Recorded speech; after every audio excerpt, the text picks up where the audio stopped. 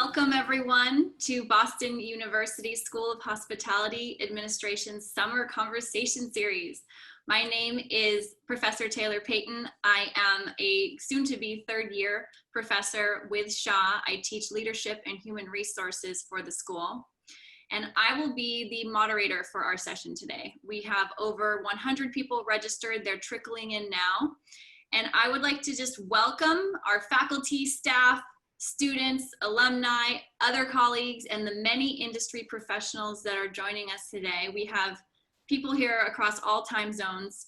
I know we have someone that's 12 hours different, and so we span the spectrum.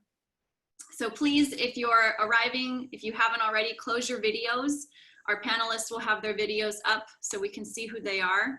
It is fine to chat us with questions. If you have a burning question, I have Professor Leora Lands managing that for us today. So she will call out some questions for me off to the side. And panelists, as I'm leading this, if you have something on your minds, just give me some signal like this. And that way I know you have something. I'm going to do the best I can to guide this conversation so we cover a range of topics that address HR and hospitality during this very difficult period with COVID-19. So today, I'm thrilled to welcome our panelists here with us. This is a huge learning opportunity for everyone. They have their feet on the ground, and really this is an outstanding group of panelists. We are so fortunate to have all four of you with us today. So without further ado, let me begin the bios. So I'm going to begin with Denise Bober. Denise, she is a Senior Vice President of Human Resources for the Breakers Palm Beach. She's worked there since 1988. Denise is one of our industry's premier HR specialists, and she was named one of South Florida's most influential business women for 2020. Denise's active leadership role extends to the Palm Beach community. She was appointed to the Board of Trustees for Palm Healthcare Foundation in January 2014 and currently serves as chair on its executive committee. She also serves on Palm Healthcare's Foundation Brain Health Advisory Council. And from 2007 to 2013, she served on the board of the Palm Beach Chamber of Commerce. During that time, completed a 2-year term as the Chamber's president. And she's a member of the Executive Women's Association of the Palm Beaches, a member of Global Women for Wellbeing, and a member of the Global Wellness Institute's Social Impact Committee, so a lot of service. Denise has earned her Master's of Science degree in Organizational Leadership and Development from Palm Beach Atlantic University, and I first met Denise at the International Leadership Association conference a couple years ago when she was talking about their employee-centered philosophy culturally at the Breakers Palm Beach. And I will say, I can attest to the fact that her intrinsic respect for people and the desire to put them in a nurturing development environment truly shines through in the work that the Breakers is doing. So welcome, Denise. Irene Cook, she is Senior Vice President of Client Strategy and Advisory for Hospitality for Protis Global, a forward-looking people solutions company. Irene was recently COO of Dig In, now Dig, an innovative and high-growth startup based in New York City. Prior to this, Irene spent 12 years at Panera Bread, where she led company operations, and as Senior VP of Ops, she oversaw over 900 locations. Irene was a vital member of the Panera 2.0 project, which was the launch of multi-channel access and distribution, now known as pickup, online ordering, and delivery. Irene has a passion for building teams and organizations, and she's recognized as an influential and transformative leader. She has a proven ability to coach and develop high-performing teams and instill a heightened sense of accountability in people. Irene has her MBA from Suffolk University's Sawyer Business School. So welcome, Irene. Thank you. We also have Stuart Smith. He is the CEO and Managing Director of Leadership Team Advisors, an international consultancy providing business development, human capital, and service delivery strategy for the public and private hospitality, travel, and tourism sectors. Stuart is an expert advisor with more than 20 years of management, development, and consulting experience with global hospitality brands.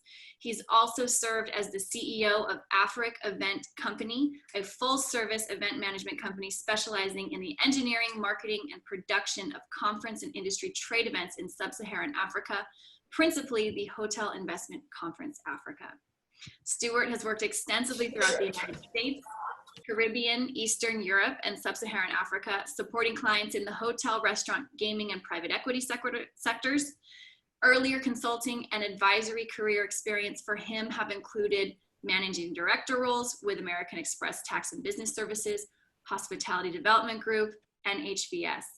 Earlier in his career, Stuart held executive management roles as hotel general manager for Hilton, IHG, and Starwood Hotels, and as an entrepreneur, has developed several awarded restaurants and currently holds the development rights for a Yum Brands franchise development in the Central African Republic of Cameroon. So Stuart is an alumnus of Cornell University. Welcome, Stuart.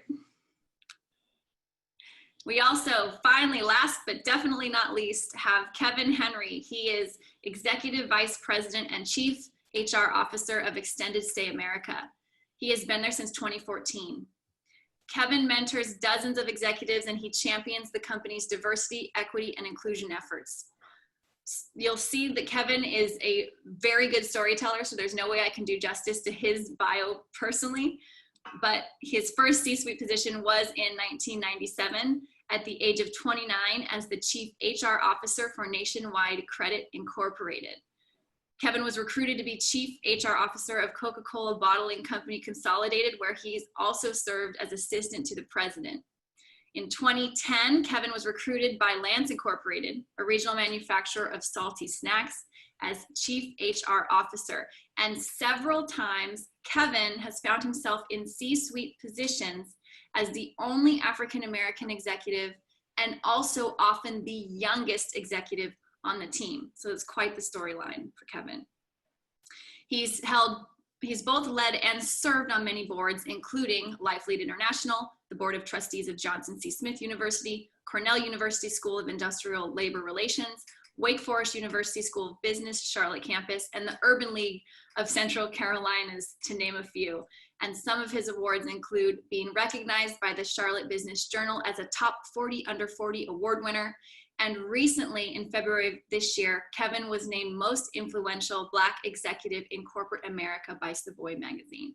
Similar to Stuart, Kevin also is an alumnus of Cornell University. So welcome, Kevin.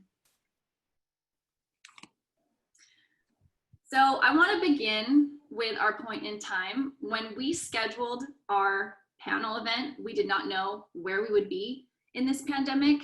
And I think our point in time right now makes this conversation particularly interesting for how devastating of a situation we are in momentarily. We have our COVID-19 cases surging across the country. The US death toll has passed 142,000 people. We have lots of states failing to report key data of the virus. Some are failing to test for the virus. And so we have been in a health crisis and an economic fallout that is significant for this country and for the world. For our industry, according to the Bureau of Labor Statistics, the leisure and hospitality sector has lost 4.8 million jobs since February. And to contextualize that, that is more than health services, retail, education, construction, and manufacturing combined. So this is a particularly difficult moment. And I'd like to start with our two panelists who currently represent hotels, Kevin and Denise. So let's start with Kevin representing Extended Stay America. So Kevin, when you think of the strategic role that your HR function plays for your company at this time, what do you see are the major challenges that Extended Stay America is facing? Yeah, thank you for the question, Taylor. And it's really, I'm humbled to be with everybody this afternoon. You know, we're very fortunate in the sense that our business is actually well suited for the circumstances that we find ourselves in. As an extended stay hotel, our average length of stay is much longer than some of my counterparts who are in more traditional transient businesses. We have rooms, and each one of our rooms have full-size kitchens, which also lends itself to people who perhaps are uncomfortable going out and exposing themselves in restaurants or in other public places, because you can take advantage of the amenities that we provide in our rooms and literally be in control of your circumstance. One of the things that we did early on in this pandemic back in March is we recognized that this was going to become more difficult over time. And so we really encouraged and incentivized our teams to aggressively target that 30+ business. And we revamped our incentive plans. We invested in training for folks on how to do that. We encouraged our sales and our revenue management teams, again, to really focus on that particular type of business. And as a result, we saw our occupancy perform better than that of, again, a lot of our traditional counterparts in the industry. In fact, over time, we saw our occupancy increase. The other thing that really has benefited us is just our business model, our operating model. A typical hotel for us may be 120, 130 rooms on average, and we may employ 12 to 15 associates.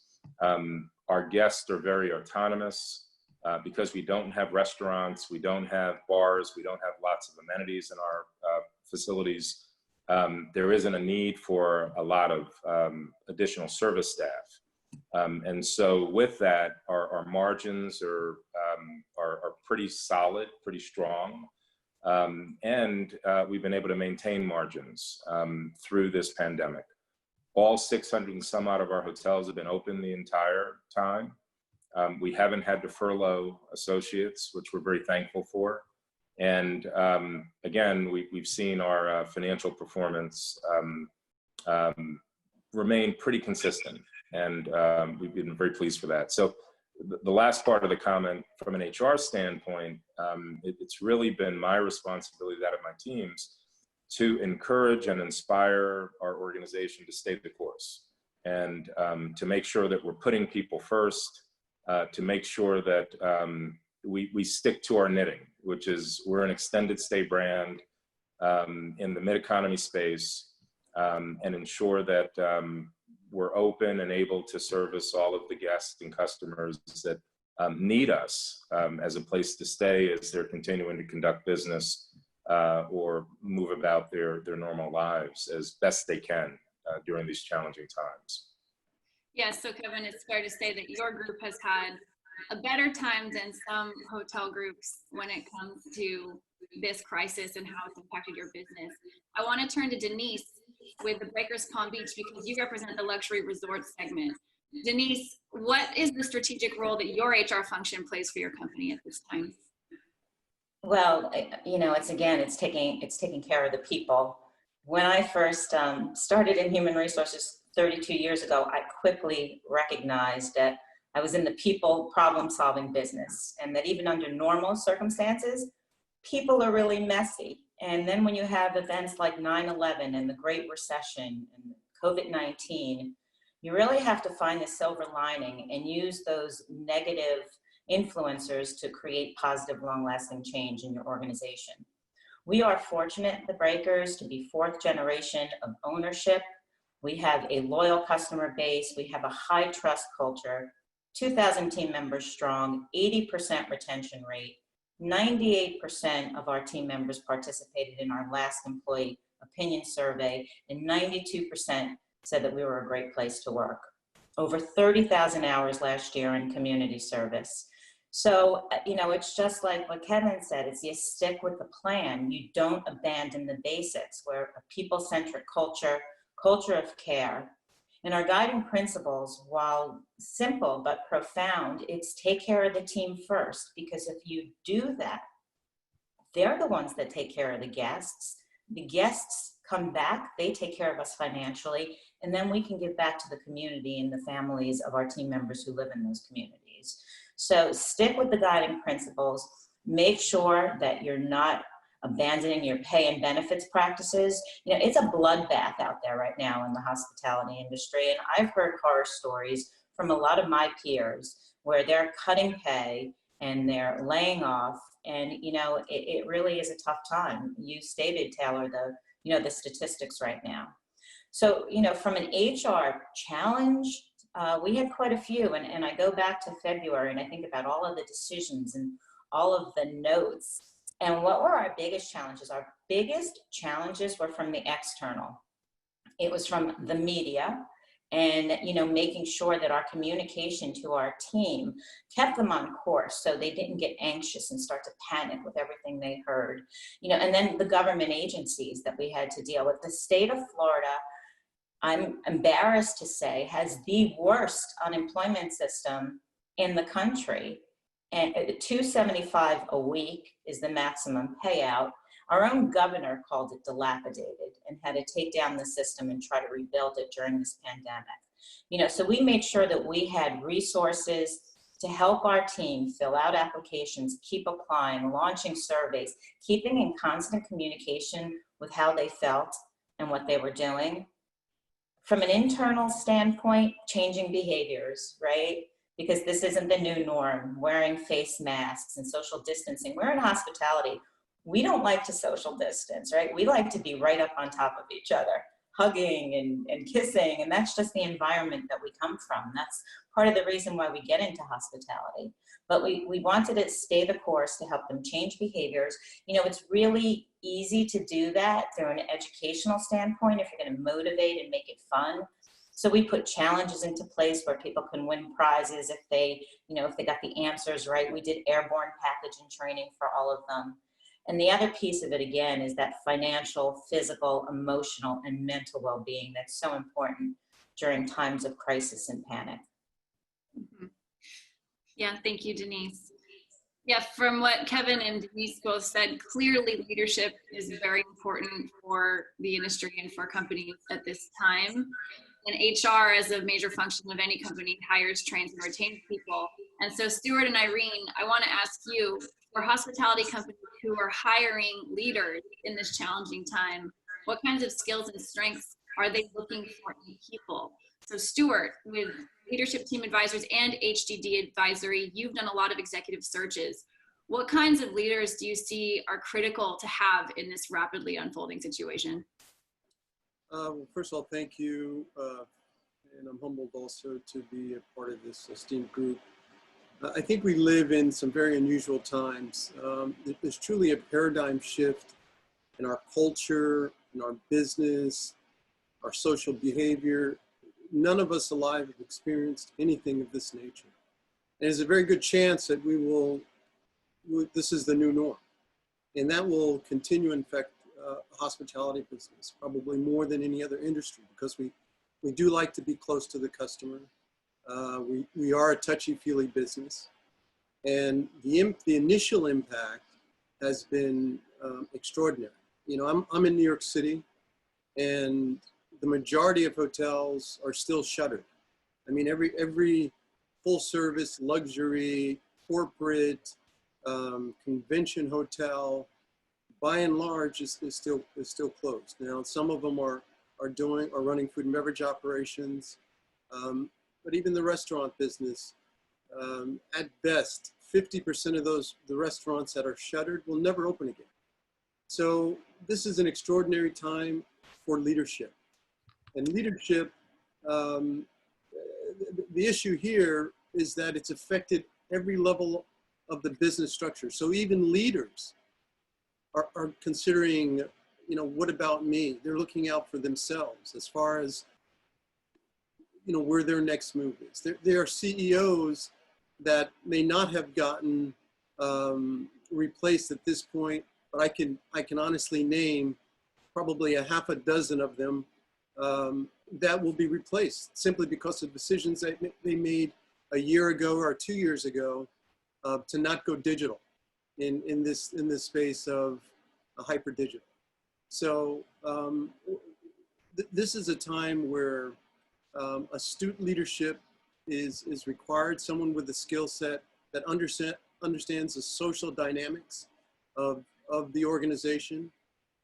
I think that you cannot or diminish the value at this stage of diversity, because that measures strength across any organization in any industry. New leaders are going to have to think out of the box. What we're experiencing now is a shift. It's not an adjustment. You're not cutting the bottom line and managing from the bottom up. This is a time for new thinking, because even when it's projected to recover in 2021, it will be a new norm.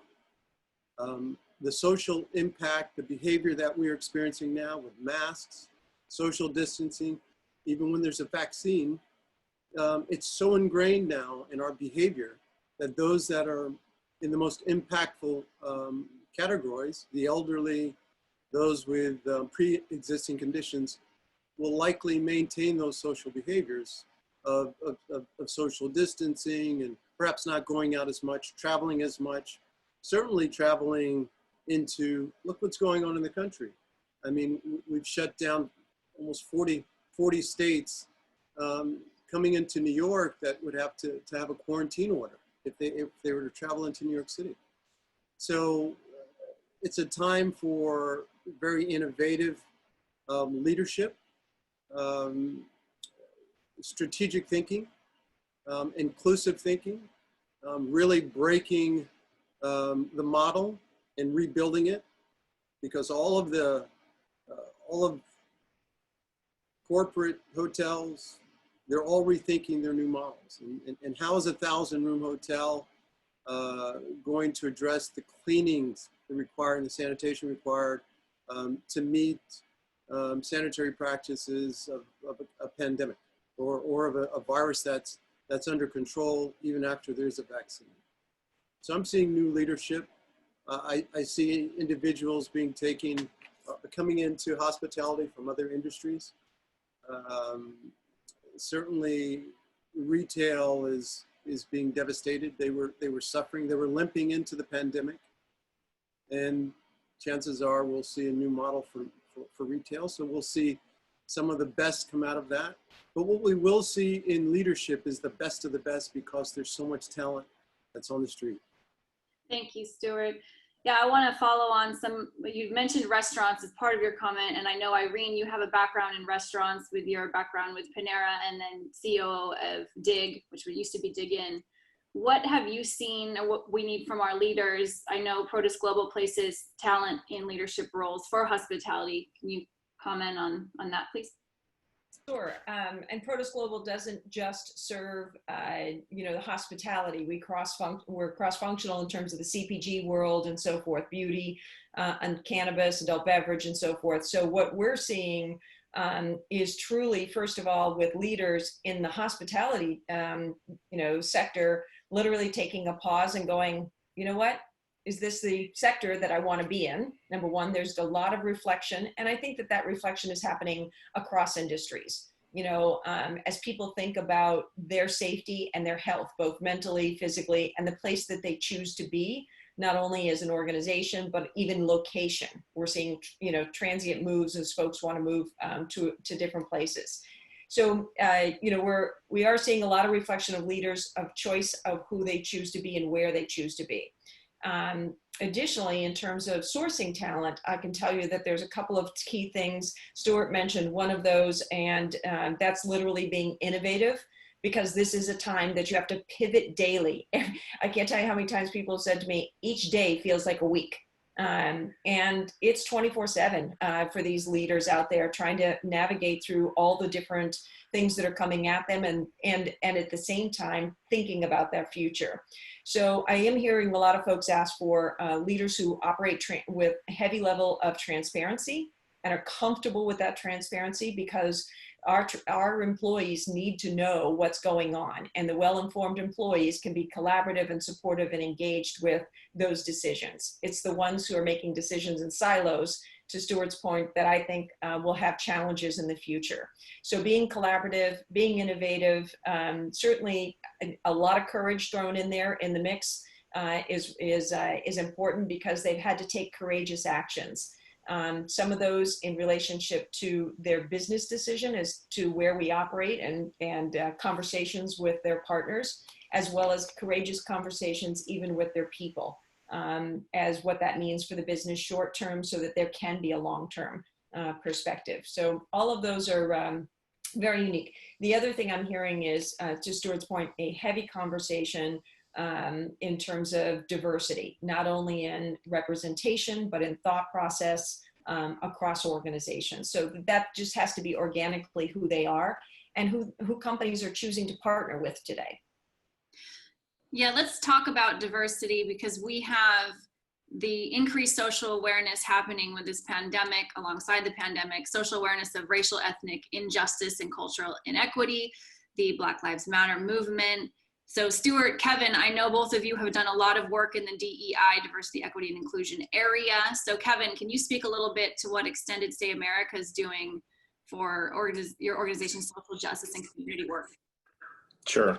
Thanks for the question. The first thing that we're not doing is being overly gratuitous in our words and external expressions that we're communicating to constituents.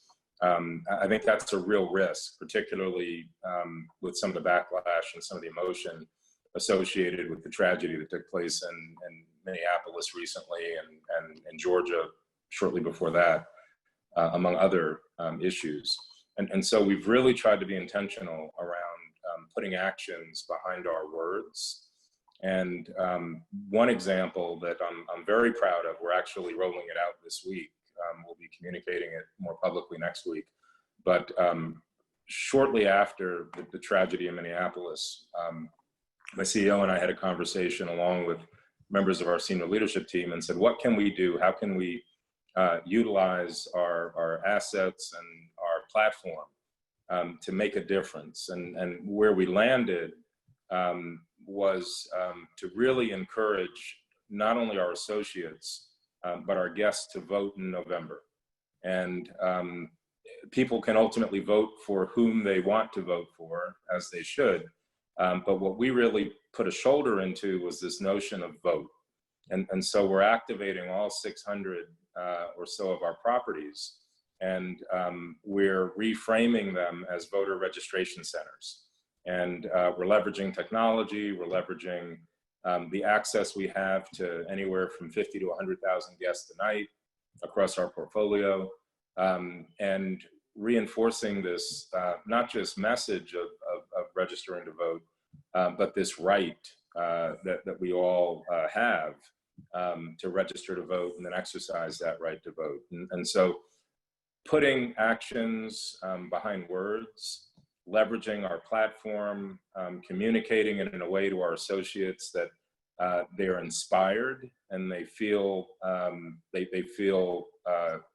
good about what we're representing and what we're asking them to represent, and getting that work done through them and not just doing work kind of to them.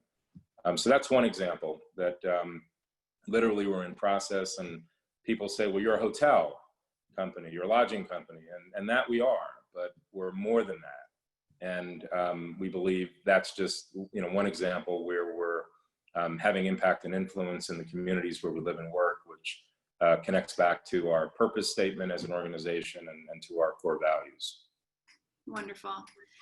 Stuart, how about your group in terms of the DEI initiatives you have, and also maybe how you measure long-term impact when you're looking at the funds you get for DEI?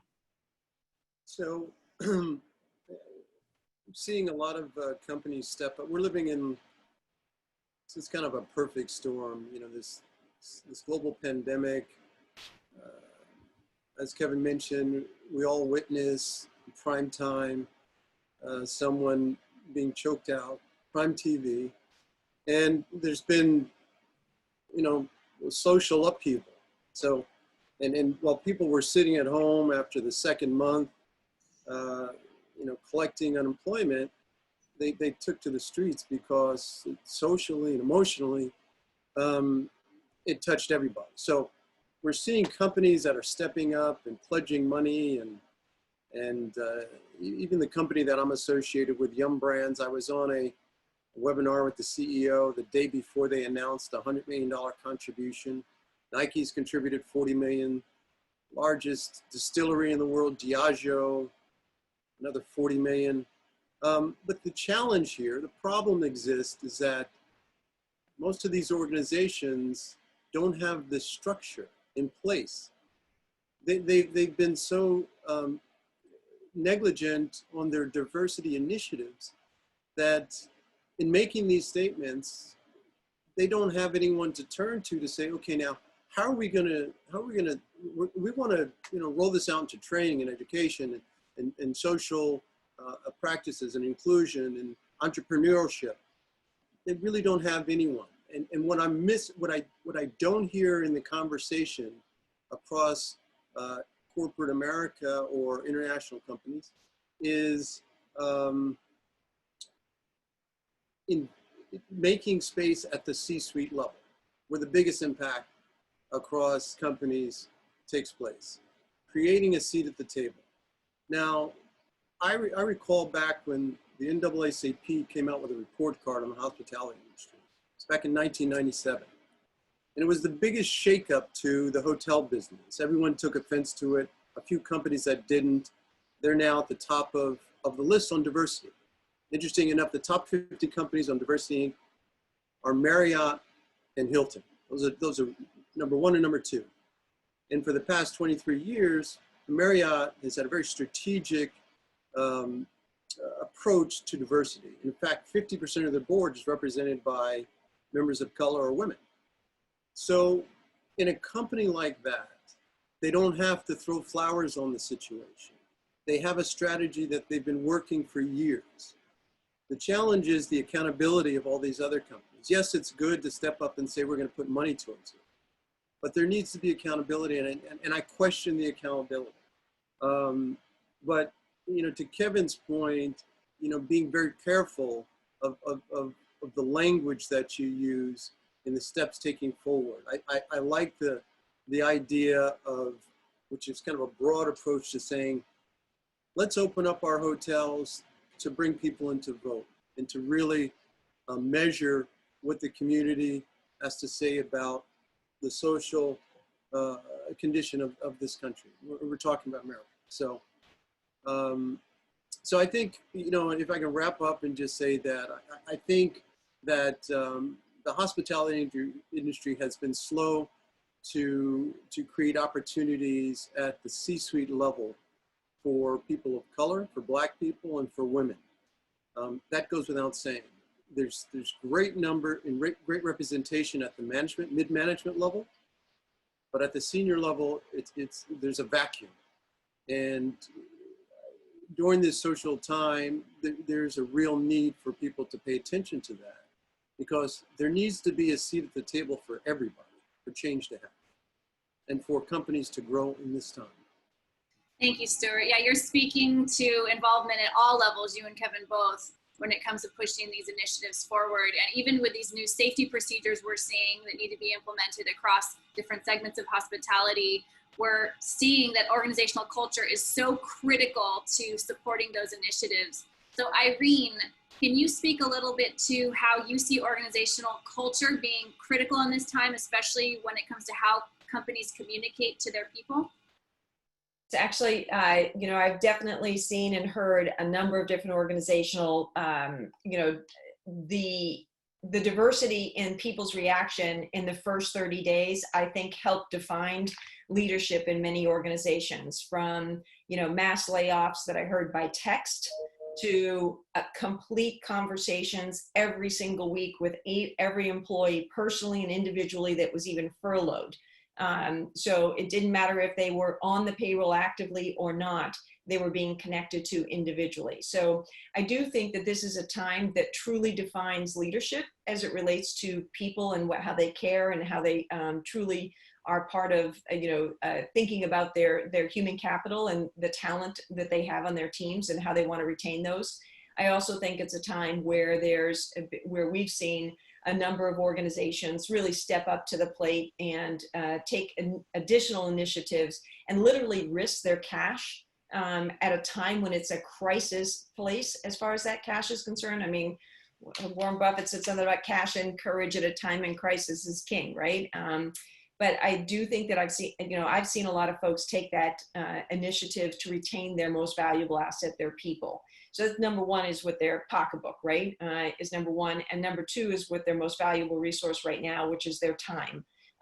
You'd think that there's a lot of time on leaders' hands because places are closed down or there's a smaller percentage of business. It's actually the opposite. It seems like they are truly, it is a full-time round-the-clock role to be a leader in this industry right now because of all the different challenges that are happening. So I think I've seen two extremes. There's a lot in the middle, but the ones that have impressed me most are the ones that have been courageous with their teams and trying to figure out how to retain them and keep them engaged. That's been the most powerful. And I, commend, obviously, Kevin and Denise are role models in terms of, the business. And I think there's a lot out there. We should do a session on heroes in this business right now, because those are the ones that I'm just cheering for. And I'm telling those stories because I want to inspire folks who are considering opposite of that. And I do want to hear both from Denise and Kevin on this issue, because I think your organizations have done a notable job of impacting people in the way that Irene is suggesting, doing a really good job caring for your people during this difficult time. Denise, the Breakers Palm Beach, you closed for a period of time, but how did you hold on to your top talent? How did you take care of your people? What did your group do? Yes, Taylor, just as Irene and Stuart and Kevin are saying, it is the courage and the transparency, and where the leaders have to take charge. It's not, it becomes less collaborative and less let me guide you, because this is an unknown, and people freeze and they become paralyzed in the unknown. So it was really, really important to us from the very beginning that we stayed connected to our team. And we have a wonderful employee app called Beekeeper, and I highly recommend it. It has been the best form of communication to our entire team. And we've stayed connected. As Irene said, she's seeing from the best practices to everyone, even those who were on furlough. It's taking care of the people during that time, keeping in constant communication with them, being transparent. We just made the decision that we were going to continue to pay our key people throughout the closure, right? We were closed for about 2 months, and we were going to continue to pay. We were going to continue to supplement their benefits. So not only did we pick up the employer portion of the benefits, but we picked up their portion of the benefits. As I said prior, pay and benefits during a time of pandemic and crisis and unemployment and uncertainty, financial well-being is, priority, right? Financial and physical well-being is a priority. So it was important for us to continue through, other things that we did, of course, was taking the 401k, the advantages under the CARES Act and the distributions and the loan suspensions. So we looked for ways in which we can continue to supplement our team with resources, both financially, physically, mentally. We had our health coach reach out to people. Our health coach, we have an on-site health coach that actually touched over 1,100 people during the pandemic to make sure they were doing well physically and mentally, and find out how their families were as well. So it's not just the employee, but it's the family in addition to that. Our financial advisor, our on-site financial advisor, reached out during the pandemic to all of our employees to give them financial advice and take a look at their individual situations and see how they can help them navigate through this very, very difficult time. So it's all of those little things that add up. It's a compounding effect of those little decisions made every day during those 24 hours that the day did seem like a week on many occasions, and it still does. We're still living this, but it's those little decisions, compounding effect that make the big efforts in the long run. They're little decisions, but really it's a big philosophy that's driving you all forward. Kevin, Extended Stay America, I understand you have a new leadership team. So will you speak a little bit? I remember you mentioned you all visited incentive plan. How have you been handling your people, keeping everyone engaged? Sure. And just context, back to the new leadership team. We've got 75% of our executive suite has been with the company or in position less than 6 months, including a new CEO, a new head of operations, a new chief commercial officer, and a number of folks who've been promoted. And so the galvanizing event, the teaming event, if you will, as this new team has really come together, has been, as my colleagues have said, around providing courageous and consistent leadership to the organization through this pandemic. And so that's actually been what's helped us form as a team, which in retrospect is probably, you know, a whole nother case study at some point. I mentioned earlier that we really got focused very quickly on the business that we're in. And in order to drive behaviors and recognize and reward performance against this particular objective, which was to increase our 30+ business, we did rethink and redeploy an incentive program for all of our field management teams. We went from a quarterly program to a monthly program. We changed the metrics that, again, really caused people to be focused on shifting the business mix. And we set reasonable targets. And so our teams have been earning bonuses through this pandemic, more frequent bonuses, monthly versus quarterly.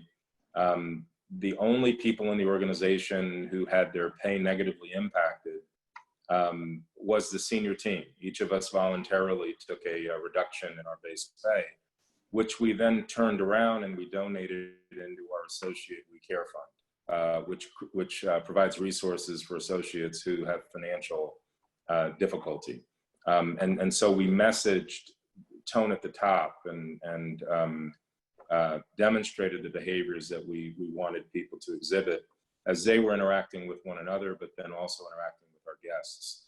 One of the other things that we've been very pleased with is we established what we call the Hometown Hero Program. And it really was just all about sharing and telling stories of heroism that was occurring at our property level. And these were mainly our frontline associates, our housekeepers, our guest service representatives, our maintenance engineers, and we're a public company. And so fortunately, one of the currencies that we have is equity. And so the CEO began awarding equity to these hometown heroes. And so you may have a housekeeper who did something exceptional. And not only was it communicated across the entire enterprise in weekly communications, but you received ownership in the company. And we decided to vest that equity immediately. And so not only are you an owner, you're an owner that has a real stake in the company that has some real financial upside for you. And this was something we'd not done previously that this pandemic really inspired us to do. And so looking for opportunities to recognize and reward people in meaningful and significant ways, using our incentive programs, our training, our communication methodologies to drive alignment and cohesion and conviction against the critical few things that we believe matter most in ensuring the longer term success of the company has really worked well for us. Great. Lots of creative, creative approaches happening as needed in this time. Stuart, would you like to speak a little bit to your organization's culture and how you're supporting your people in this time, keeping them motivated and going? Sure. We've had to do even though business was put on pause, we haven't had to, but we chose to pay everyone their full salaries during this time, keep them active and focused on coming out of the business, looking at developing manuals and so forth. A number of practices that usually are a distraction while you're involved in operations. So writing very detailed manuals, rethinking certain practices within the business. But also witnessed that from a number of clients that were standouts, that will likely be successful on the backside of the recovery. they, paid their employees. They were fully engaged on a weekly basis or on a semi-weekly basis, and very empathetic to what individuals were going through. I mean, we've had some people lose family members that were very close, to us and to associates, and you'd have to be empathetic to that and make sure that all levels kind of weighed in to show that there's communication and that there's caring and understanding and support, both emotionally and financially. The situation's so dynamic. It's a period of significant change. Irene and Denise, you both have a lot of experience managing organizational change. What advice can you give to HR hospitality leaders who are in the midst of this situation? So let's start with Irene. Any common pitfalls you've seen while leading employees through a period of change, or maybe any words of wisdom to keep in mind?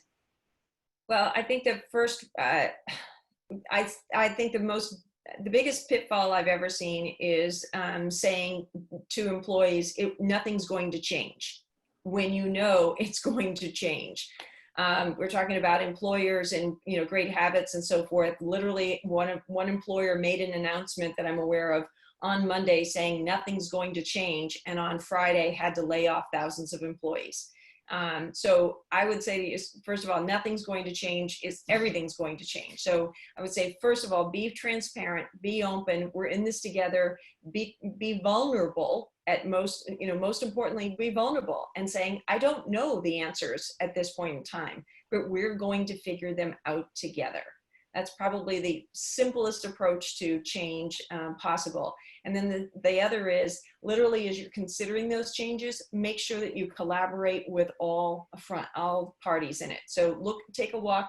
We used to use an exercise, and I'm going to use this with my little gum here.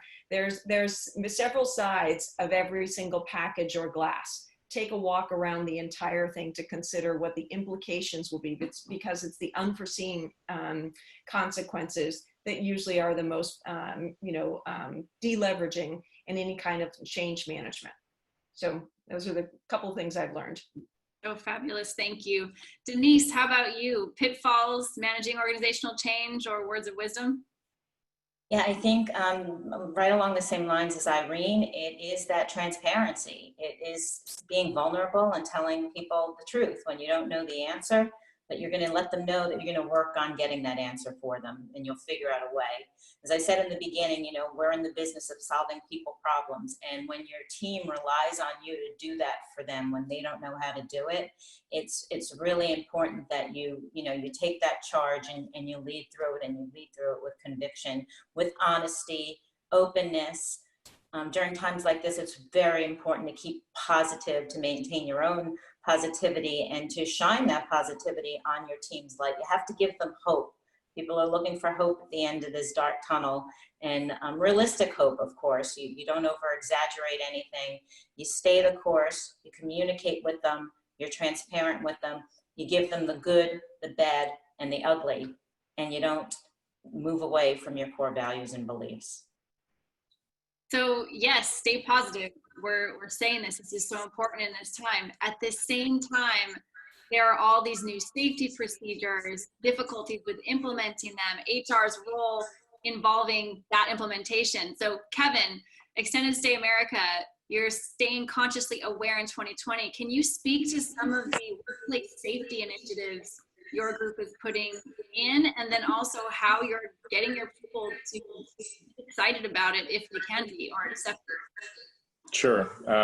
Again, we have a little bit of an advantage, perhaps, in that we've been operating through this entire pandemic.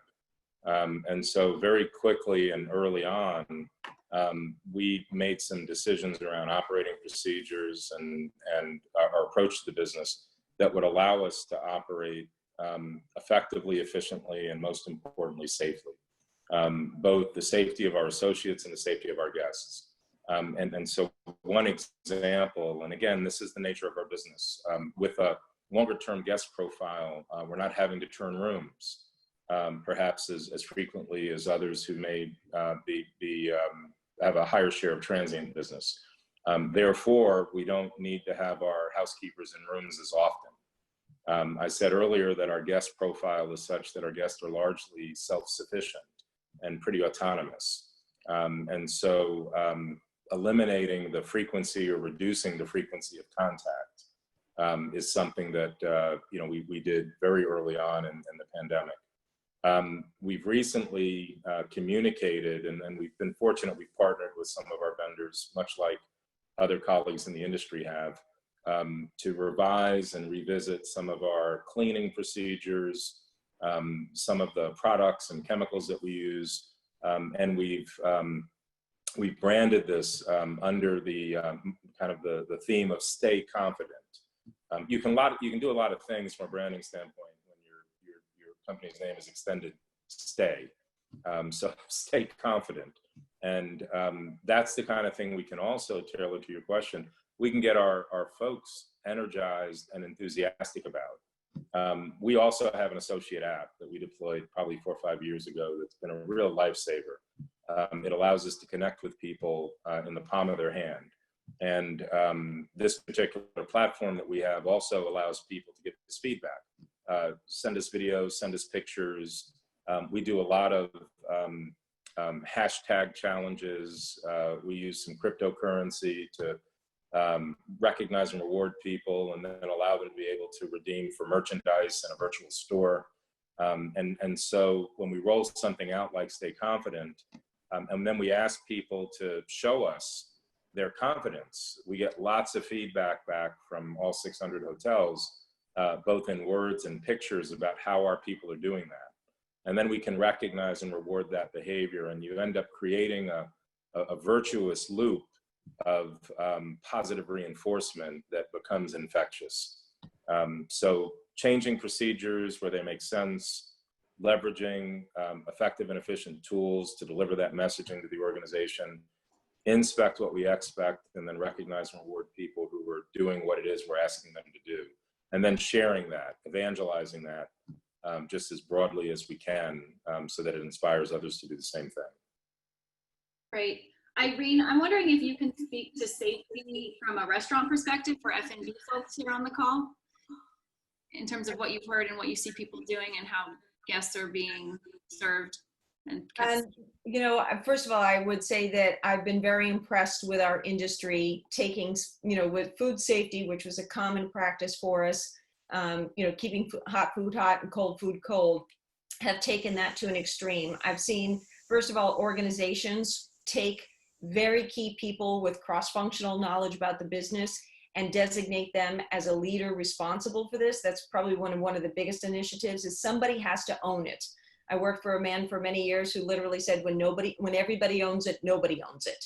So someone has to own that safety, and they have to have an understanding of all of the different functions. So, tenure is usually one of those things that you look for, that individual, and it's been actually key people. I've also seen organizations hire dedicated people to this. I know most recently, Panera, for example, hired a safety person, and literally they've shifted their function and their commitment to that. So larger strategic organizational initiatives have happened. And then I'm also seeing employees kudos to all those frontline employees who are literally wearing those masks continuously. And I know in some other industries it's been standard. In this industry, it has not. And so the new skills and practices that they've had to adopt as a result of it are pretty powerful.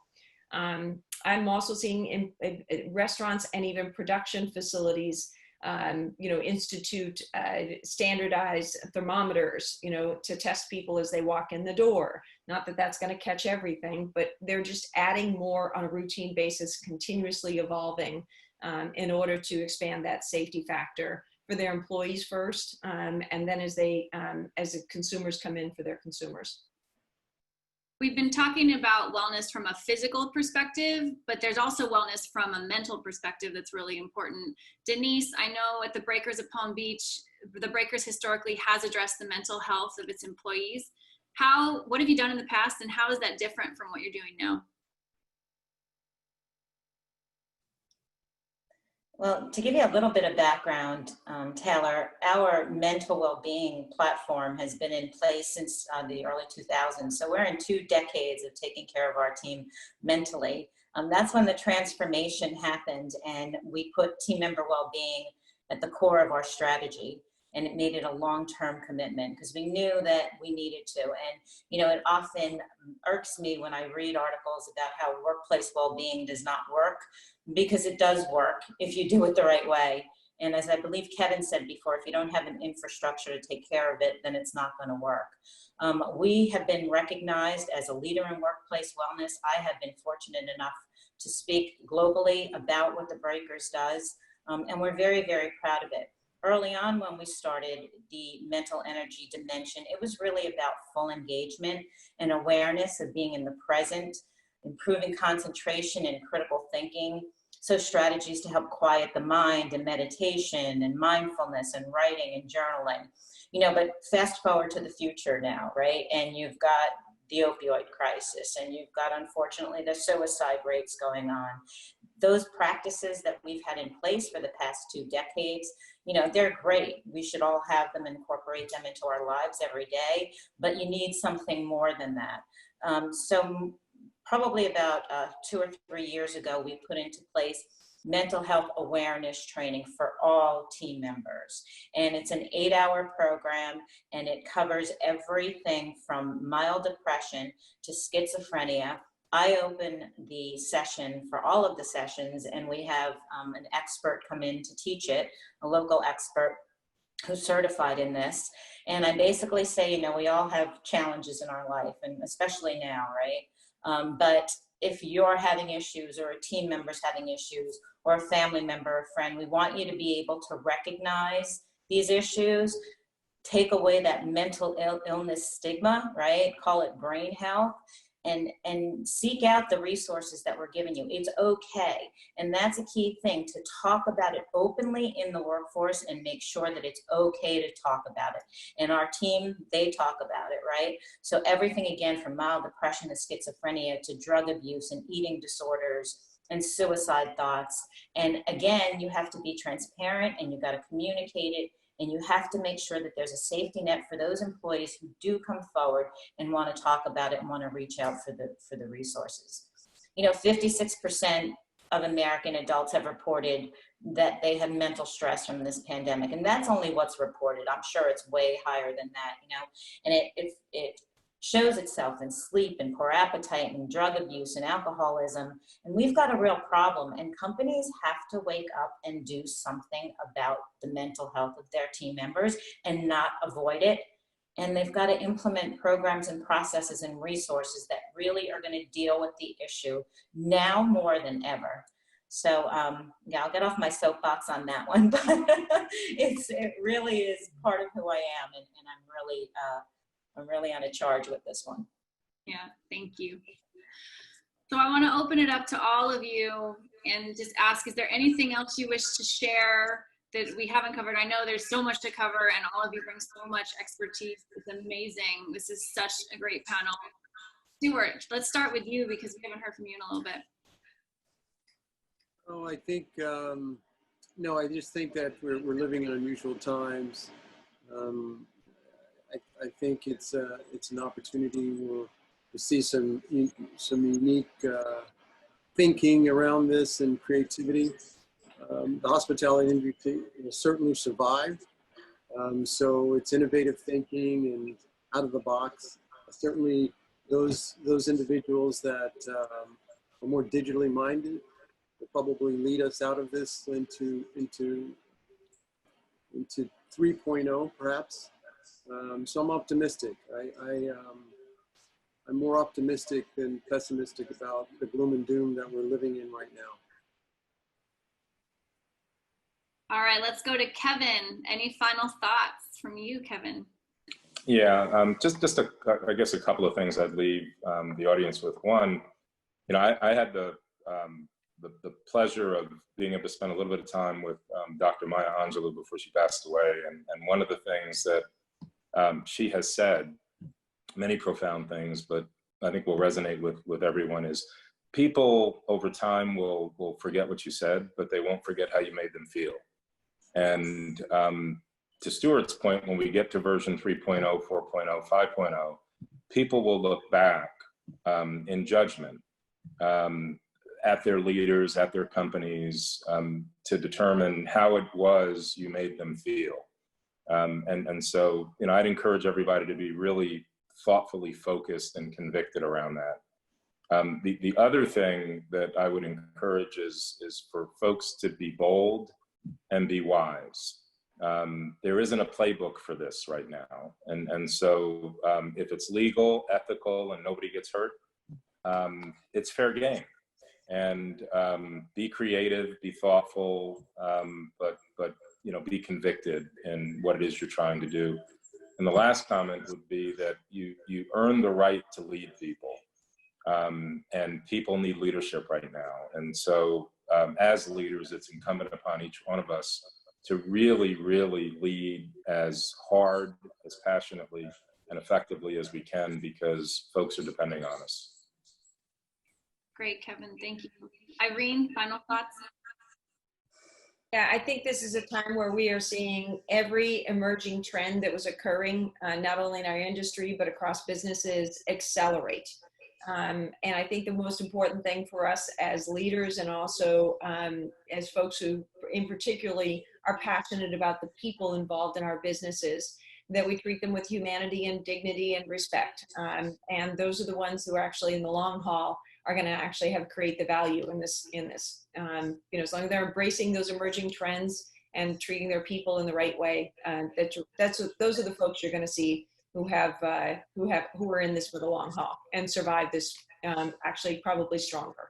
Absolutely, yeah, driving from character, driving from virtue. Denise, final thoughts from you? Yeah, so I want to share something that I shared at my last board meeting with my Palm Health Foundation Board of Trustees back in June, and it's called With One Foot Raised, and the concept is inspiring as we move forward.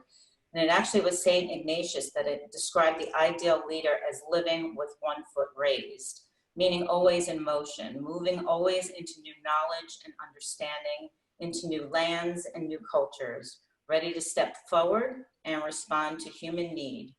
The stationary foot is grounded and stable, reminding us forward motion and progress comes from a firm foundation rooted in our values. And I just thought this was perfect as it applies to our current situation in days ahead, and that we all have one foot firmly rooted in our purpose and our mission and our guiding principles and shared values and expertise and all the dedication, you know, that we have in this panel. Our other foot is raised up in the air, in motion, ready to navigate the uncertainty as we move forward into our next year and year after that. So, you know, that I wish everyone a safe and healthy summer. And I look forward to hopefully reconvening with this group at some point. Thanks, Taylor. Thanks, Denise. What a beautiful and inspiring way to close. I want to wrap up. Thank you so much to all of you for attending. Thank you particularly to our wonderful panel today. And on behalf of Boston University School of Hospitality Administration Summer Conversation Series, I hope you all have a fabulous day. Thanks so much.